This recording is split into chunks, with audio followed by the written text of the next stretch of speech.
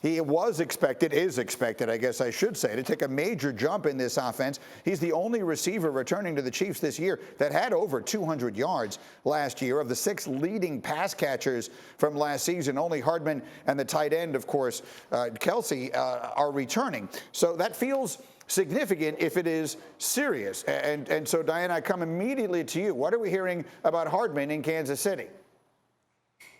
All right, the good news I'm hearing is it's not considered to be a very serious groin injuries. Groin injuries, they can be all over the map in terms of the severity, but I was told it's not super serious. But of course, your groin is part of your leg. Your leg helps you to run. He's going to need that, and he's going to need some time to recover. And anytime you talk to the Chiefs about what is this offense going to look like, they know they can't replace Tyreek Hill.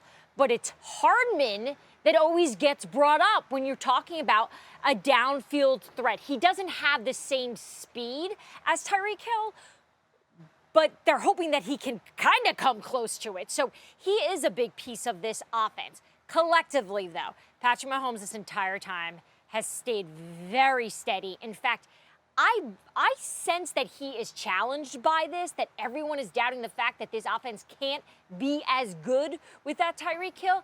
And I think they're comfortable with where the offense is at, of course, with Hardman on the field. Yeah, and so Hardman is a piece of this. And you see the names at the bottom of your screen. You know Juju Smith-Schuster. You know Marquez Valdez-Scantling with the great speed. Sky Moore out of Western Michigan also with great speed. So we'll see just how explosive they're able to be. Jeff Saturday, I've not had the chance to talk with you in a while. I have some people telling me that with Patrick Mahomes now being more efficient in an offense in which he has to stay on script a little more, that he and this offense might actually get better. What do you think?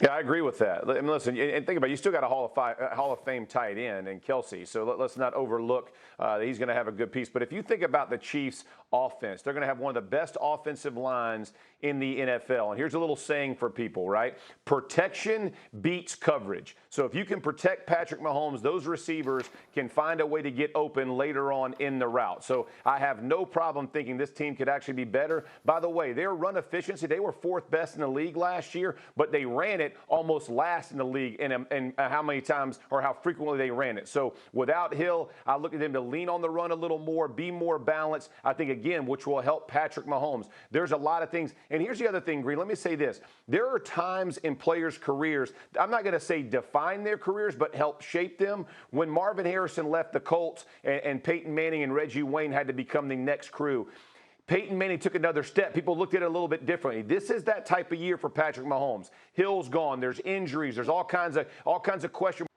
He step up and continue to be the guy he has been in this Hall of Fame trajectory of a career the way it started. I expect big things out of him. I'm fired up for the year. I'm not going to lie to you.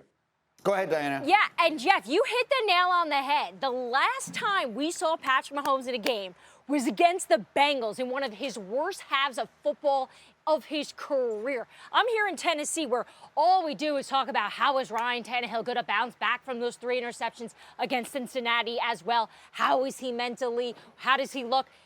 You can apply that same logic to Patrick Mahomes, because I can tell you Ryan Tannehill is poised, he's confident, he's back playing at a really high level. Patrick Mahomes, from what I hear, has that same sort of chip on the shoulder of, I'm going to show you, I'm Patrick Mahomes, I'm the future Hall of Famer.